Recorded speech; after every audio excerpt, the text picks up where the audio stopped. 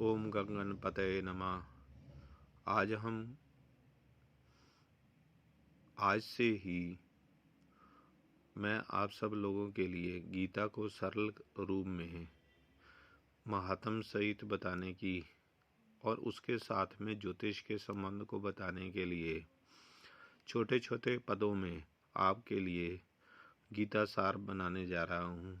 YouTube के माध्यम से आप इसमें जुड़े और इस ज्ञान को प्राप्त करें। आज हम पहला अध्याय शुरू करने जा रहे हैं, उसे सुने। श्रीमद् भागवत गीता के पहले अध्याय का महात्म।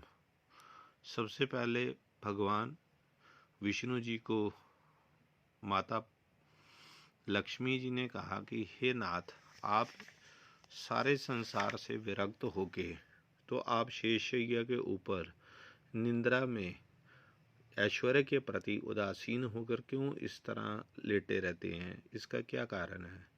तब श्री भगवान बोले कि मैं नींद नहीं लेता हूँ, मैं अपने अंतःकरण में, हमारे यहाँ अंतःकरण में, जब हमें नाथ संप्रदाय में सिखाया गया है अंतःकरण में, यहाँ पे हमारे जो है इस जगह पे हमारे जठार अग्नि होती है, एक अग्नि पुंज होता है।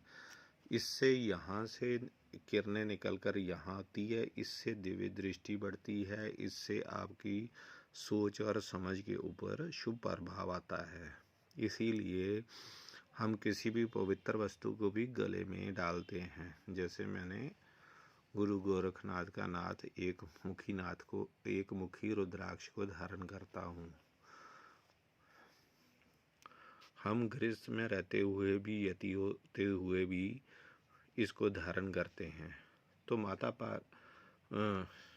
माता लक्ष्मी के वचन को उन्होंने बताया कि मैं यहाँ पे बैठा अपने पुंज को देखता हूँ। इस पुंज को हर संप्रदाय के लोग ये कहते हैं कि हम ये पुंज अपना जब भी हम ध्यान केंद्रित करते हैं तो यहाँ पे हमें एक प्रकाश पुंज नज़र आता है। वो प्रकाश पुंज जो होता है, जिसे कई लोग जिसे रेकी करते हैं, वो उस पुंज के द्वारा उसकी रेकी करते हैं। तो भगवान ने भी यही कहा कि मैं नींद लेता हुआ प्रतीत होता हूँ, वर्चुअली मैं उस पुंज के द्वारा इस संसार को चला रहा हूँ। तो माता जी ने पूछा कि फिर आप इस संसार को कैसे चलाते हो? तो उन्होंने कहा कि इसको मैंने गीता के द्वारा चलाया है। तो उन्होंने कहा कि ये गीता क्या है? तो माता को उन्होंने बताया कि गीता के 18 अध्याय हैं।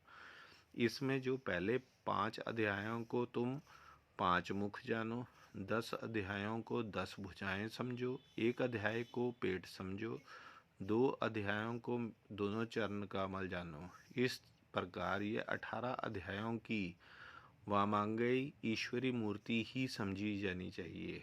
इससे यह ज्ञान मात्र से ही महान पातकों का नाश होता है। जिस व्यक्ति को गीता के 18 अध्यायों का इस तरह का ज्ञान होता है, उससे ही उसकी मुक्ति हो जाती है। तो उन्होंने कहा इसको कैसे, फिर आप बताइए जी कि इसका जो श्लोक बनता है वो संस्कृत में बना है। तो इसको अगर किसी ने रोज़ ये पढ़ता है कि गीता के 5 अध्याय होते हैं, वो 5 मुख हैं भगवान के, 10 भुजाएं हैं, 1 अध्याय पेट है, 2 अध्याय चरण कमल है, इस तरह ये 18 अध्याय वामांगी रूप से ईश्वरी मूर्ति समझनी चाहिए। तो ये एक श्लोक बन गया। तो इस श्लोक के द्वारा उन्होंने ये पूछा कि इसको पढ़ने से क्या हुआ। वो कहते कि एक सुशर्मा नाम का ब्राह्मण था, वो बड़ा खोटा था, शराब पीता था, मीट खाता था, हर तरह के पाप कर्म किए, मर गया, प्रेत योनि में गया।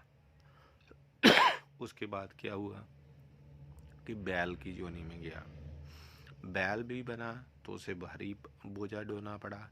लास्ट में क्या हुआ कि जब उसकी मृत्यु आने वाली हुई तो एक गड्ढे में गिर गया। तो मौत आ नहीं रही थी क्योंकि पाप बहुत थे, सभी लोग उसको देख रहे थे। तो किसी ने कहा सभी अपने अपने कर्मों का कोई फल दो इसको, तो इससे इसका कल्याण हो जाएगा।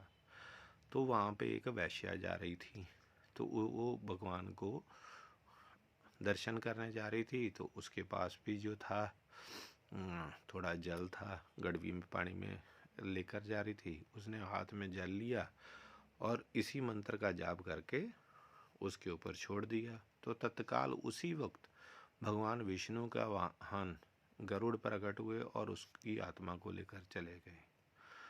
तो सभी हैरान हो गए कि ये कैसे हुआ।